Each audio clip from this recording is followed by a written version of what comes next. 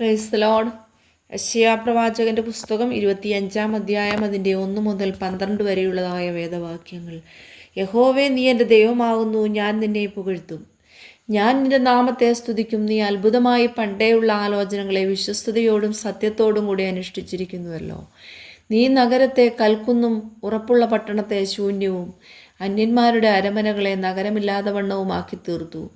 അതൊരു നാളും പണിയുകയില്ല. അതുകൊണ്ട് ബലമുള്ള ജാതി നിന്നെ മഹത്വപ്പെടുത്തും. ഭയങ്കര ജാതികളുടെ പട്ടണം നിന്നെ ഭയപ്പെടും. ഭയങ്കരന്മാരുടെ ചീറ്റിൽ മതിലിൻ്റെ നേരെ കൊടുങ്കാറ്റുപോലെ അടിക്കുമ്പോൾ നീ എളിയവനൊരു ദുർഗവും ദരിദ്രനവൻ്റെ കഷ്ടത്തിലൊരു കോട്ടയും കൊടുങ്കാറ്റിലൊരു ശരണവും ഉഷ്ണത്തിലൊരു തണലുമായിരിക്കുന്നു. വരണ്ട നിലത്തിലെ ഉഷ്ണത്തെ പോലെ നീ അന്യന്മാരുടെ ആരവത്തെ അടക്കി കളയുന്നു. മേഘത്തിൻ്റെ തണൽ കൊണ്ട് ഉഷ്ണം എന്ന പോലെ നിഷ്കണ്ടകന്മാരുടെ പാട്ട് ഒതുങ്ങിപ്പോകും. സൈന്യങ്ങളുടെ യഹോവ ഈ പർവ്വതത്തിൽ സകല ജാതികൾക്കും മൃഷ്ടഭോജനങ്ങൾ കൊണ്ടും അട്ടൂറിയ വീഞ്ഞുകൊണ്ടും ഒരു വിരുന്ന് കഴിക്കും. മേധസ് നിറഞ്ഞ മിഷ്ടഭോജനങ്ങൾ കൊണ്ടും മട്ടുനീക്കി തെളിച്ചെടുത്ത വീഞ്ഞുകൊണ്ടുമുള്ള വിരുന്ന് തന്നെ. സകല വംശങ്ങൾക്കുമുള്ള മൂടുപടവും സകല ജാതികളുടെയും മേൽ കിടക്കുന്ന മറവും അവൻ ഈ പർവ്വതത്തിൽ വെച്ച് വശിപ്പിച്ചു കളയും.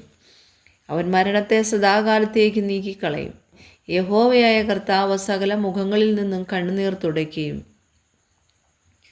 തൻ്റെ ജനത്തിന് നിന്ന സകല ഭൂമിയിൽ നിന്ന് നീക്കിക്കളയുകയും ചെയ്യും.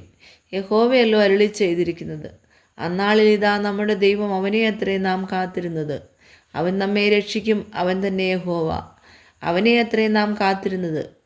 അവൻ്റെ രക്ഷയിൽ നമുക്ക് ആനന്ദിച്ച് സന്തോഷിക്കാമെന്നവർ പറയും. യഹോവയുടെ കൈ ഈ പർവ്വതത്തിൽ ആവസിക്കുമല്ലോ.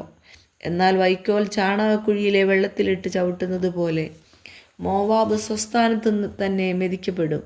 നീന്തുന്നവൻ നീന്തുവാൻ കൈ നീട്ടുന്നത് പോലെ അവൻ അതിൻ്റെ നടുവിൽ കൈ നീട്ടും. എങ്കിലും അവൻ്റെ ഗർവവും